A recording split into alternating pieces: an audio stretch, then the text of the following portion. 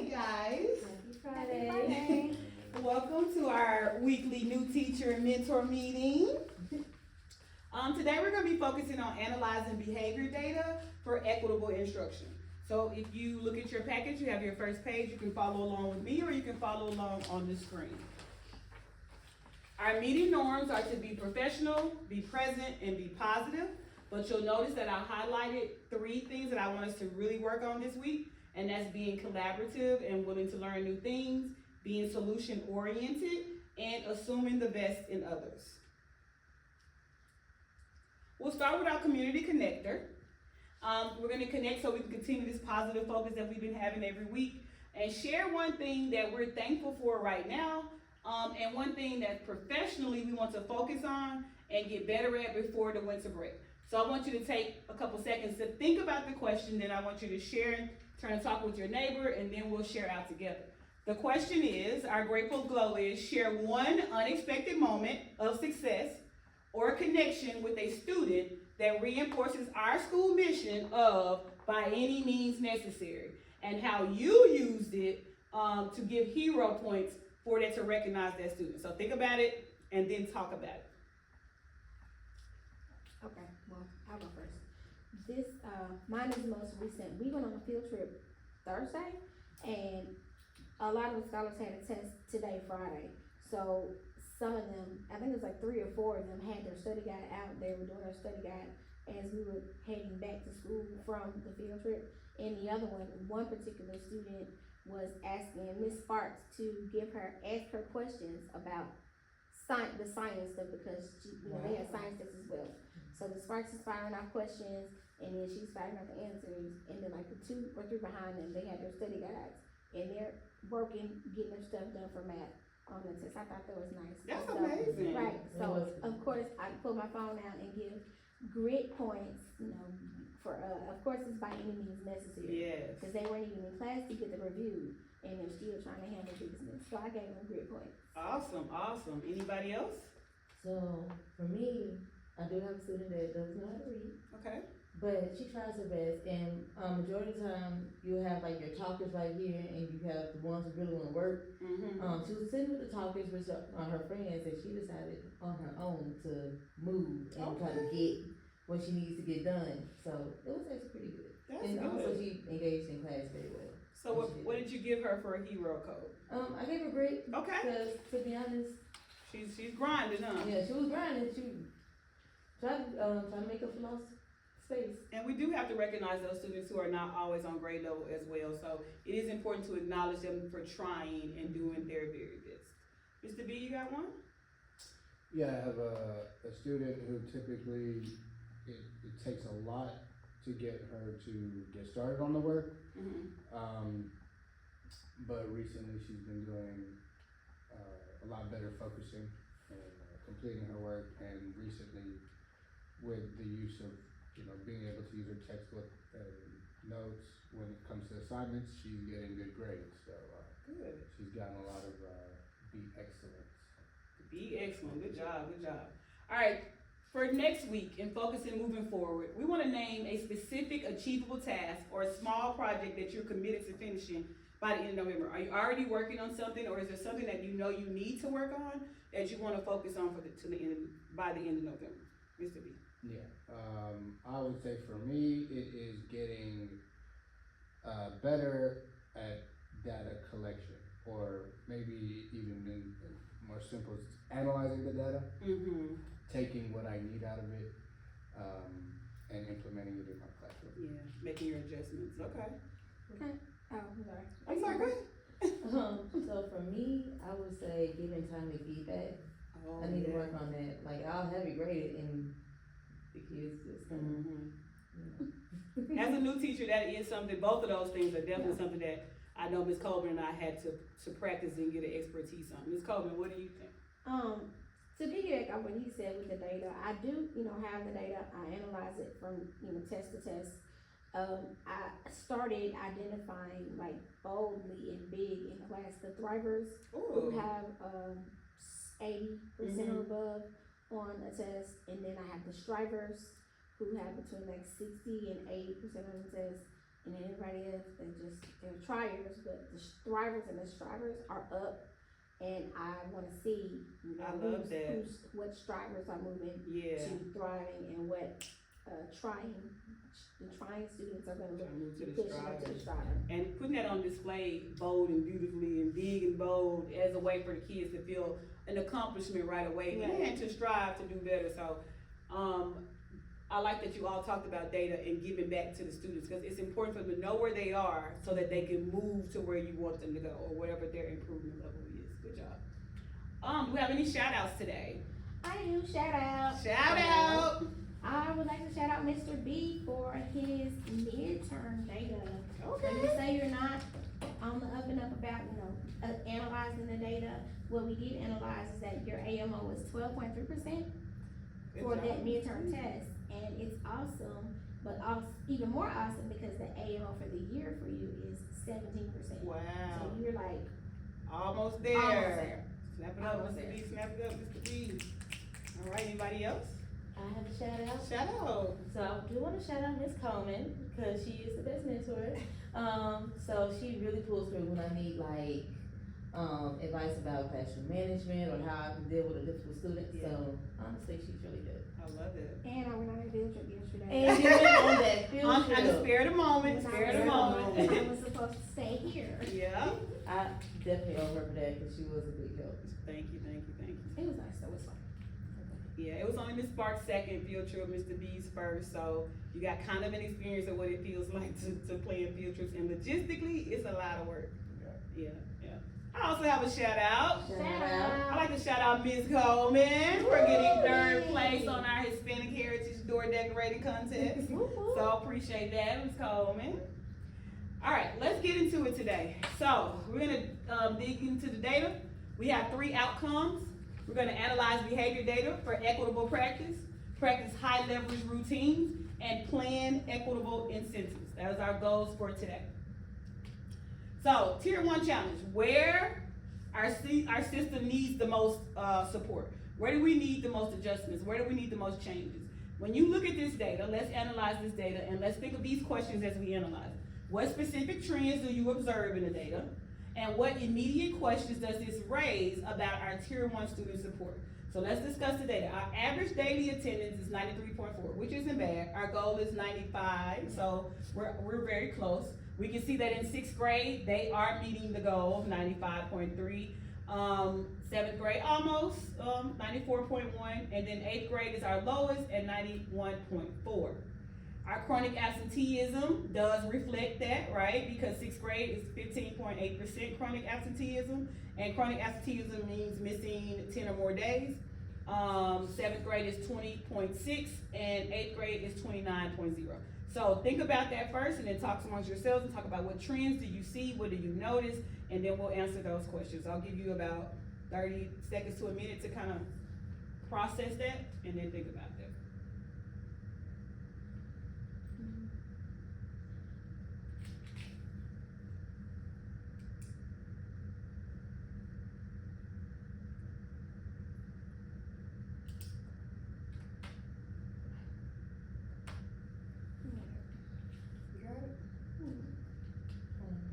Okay, let's talk about the first question.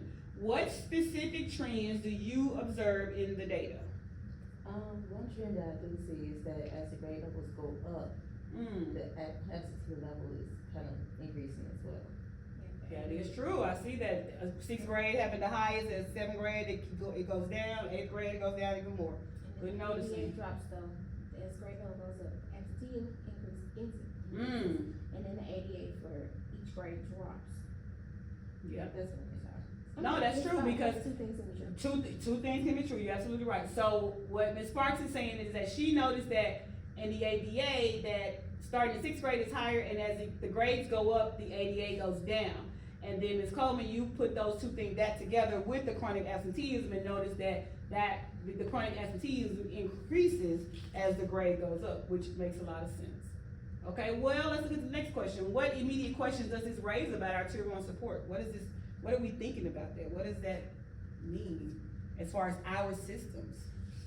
So for me, I would say like, are we taking the initiative to have like a positive relationship with our students, to bring them in? Yeah. And also, are we, interacting with their families to bring them in? Yeah. So, So do the students even wanna be here? yes. So do they like coming to school, to show up every day? And then are we contacting parents to see why your kid isn't coming? Yeah. What can we do? Cause we want them here. Cause we want them here, what can we do to help with that? And it kinda helps when it comes to family, cause it's like, alright, so they really do want my kid to be here, they really do care. If I can contact them and be like, hey, I'm having issues, Right. we could probably make a plan. Yes, instead of just always calling the parent when there's some bad behavior, what about, why your kid isn't here? We care about your kid, we want your kid to be here. Because we all know you can't learn at home, Right. you need to be in the classroom. Yes. My question was, in the chronic absenteeism, does that include suspensions? It does. Okay. That's a great question. So then I guess the question would be, it's so high, or the assumption would be, it's so high in 8th grade because, they want to be at school less, so they're acting out to get suspended, but we need to find out why do they not want to be at school? That's a great question. I'm glad you asked that because a lot of people don't know that chronic absenteeism does include suspensions. And unfortunately, schools do have to suspend kids, Yeah. but at what rate are we suspended? Which takes us to our next slide. So here's our suspension rate.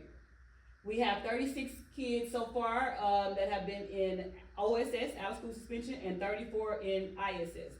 So for the main reasons, not very many fights and stuff, which is good. Violation of school rules. That's 52 cases or incidents of violation of school rules, and we have a total of math teacher 70. Yeah. Yep, 70 kids that have been suspended. So my question on this slide is, how might our current tier 1 systems be contributing to or failing to support these students with high needs? Alright, I kind of feel like there might be a lack in consistency in this. How so?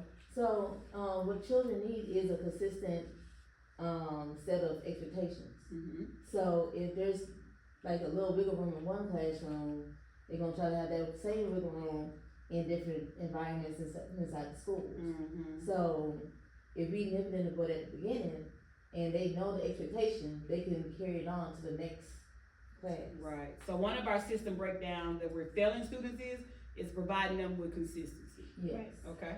And I think another part of that is like the teachers, like if you can't act up in this common class and that's the expectation, then when you go to the Sparks class, the B's class, the expectation is the same. So same consequences, same actions are gonna happen if you decide to act up wherever you are. I do think that the suspension rate and going back to the 8th grade, we probably need stronger consequences just across the board because hey, I can act up, go home for 3 days, or I can act up, be sitting in ISS for 3 days. I don't wanna be here anyway. So we need, more effective consequences that will keep them in school. Oh, I don't know, somebody shared something about, and I probably shared, I saw like where this one school district told the parents that we're not stopping what, we go, if your kid gets a suspension, we invite you to come to the school. They don't have to be at home for the suspension. You and your kid come to school for those 3 days while he has suspension. You suspended at school with him so he can be in school. And of course, yes. Yeah. And if you opt out of that, then of course your scholar will be at home and grades and all of that, of course, will be affected by that. But we're giving you the opportunity to help your child get his education. Come on when you will. Having more of a school-parent relationship because it does take a village to make this thing happen, so I agree with you. And of course, if you're here with your baby, it's not counted as suspension. Yeah. So absenteeism. And your baby's still learning. Is still learning, and getting what they absenteeism goes need, down. And I think I remember you saying something about that, cause it was like, if they got a 3-day suspension, the parent would have to come to school one day, Mhm. and it would null the 3-day suspension. But if the parent decided not to come to school, then the kid had to be at home for 3 days. Yeah. So it makes the parent have to say something, to their child about misbehaving and what the expectations are, so that everybody gets on the same page, and within your grade level bands on the same page. And then if they learn 6th grade, maybe 7th grade, 8th grade, the consistency you were talking about could go across the board. But I also feel like there's like a lack in consistent environment too, because we have a lack of teachers. So if you have a sub who don't really have the equipment to mitigate, to manage the behaviors, then it's kind of like, okay, they're going rigor. So now you have. I agree. I thought about one of my projects I was thinking about doing was a substitute institute for that reason. So not only just having this new teacher institute, but having that substitute institute, because it does, if the subs come in and they don't know the process and what to do and how, and some kids count on that, right? We know when we were in school, we loved to be with a sub. So, some kids count on the fact that you don't have to mind the sub. They don't know what to do when you get in trouble or who to call when you get in trouble. So if they were given that information up front, they would have a better chance at having some control in their classroom as well. Or even as far as the consequences go, instead of sub trying to call for the CSO or assistant or admin to come to the room because somebody did something, give them access to Hero in the Power School so they can put the write-up in. Because honestly, I feel like once that issue is out of the classroom, it may or may not fall through the cracks. Like you may not get the write-up, you may not get the Hero deductions or whatever the case may be. And like it appears that there's no consequence being taken for misbehavior actions. And they do have access to Power School for attendance. Yeah. So we need to give them a little bit more rights and give them the right to actually write a kid up. I agree with that. Also, I feel like students react more to in the moment corrections instead of the delayed. Yeah. I do think that, 6th graders, ours may be so low, they just got into middle school, they don't know, they're still kind of scared to get in trouble. Good afternoon. Please pardon this interruption. I need all the students who received a wristband today. Please report to room 201. If you received a wristband today, please report to room 201. Thank you. Great question. I think that like they're, still scared to get in trouble as opposed to 8th grade. Most of them has been here 6th, 7th, and 8th grade. They know what's gonna happen, they know what's not gonna happen, they're really, really, really comfortable. And then, of course, their 8th graders are older, so they're constantly trying to push that. So consistency coming from leadership as well, because it's what I heard, because if they can do it in 6th grade, they can do it in 7th grade and 8th grade, if it was consistent consequences and consistent expectations across like the no grade slack level up, band. Don't slack up. Yeah. It be as tough as, as they were on it in 6th grade, as 7th and 8th grade as well. Right. And especially seeing that we don't have, we're having guest teachers in it. Yeah. Like it really needs to be. And that's across the nation. I mean, we have guest teachers everywhere, so it's a it is. shortage, so exactly. Very much so. Very much so. Okay, those good thoughts. Alright, so now we're gonna talk about what's an actionable change that we can make to disrupt these trends then, in that case. What is something that we can do immediately to disrupt the trends that happen next week? So this is where Ms. Coleman is going to start mentoring or discuss what we have going on. First of all, our hallway transition, we need to implement that. Okay, so looking at the hallway transition, students just walk out of class as they feel, just like a big traffic jam. No order, nobody's on the right, like you walk on the right, you drive on the right. It's like an American thing. And it helps the flow of traffic. Cut down on tardies and all that. Yes. What's supposed to be, or what should be happening is, they're coming out the door, of course, rowdy, up in arms, because they left the classroom like that. So get a 2 to 3 step dismissal process going to get them quiet, prepared to leave class on level 0, have them walk out, enforcing them walk out on level 0 to the right, and then once everybody's out of class, immediately step 2, or even as you can be in the hallway in the center, because that's where you should be directing traffic. Get to the right, stop running. And they see teachers door to door to door in the middle of the hallway. I can't walk there because teachers are there. Right. So you come out and then guide your students out, but they're just waiting on you to say, come on out, and then orderly fashion, stay to the right, go to the next class. Right. So some of those things that Ms. Coleman just mentioned, I want the two new teachers to write down 2 things that you will definitely implement next week. 2 of those suggestions that Ms. Coleman had, you'll implement next week. Because it was like any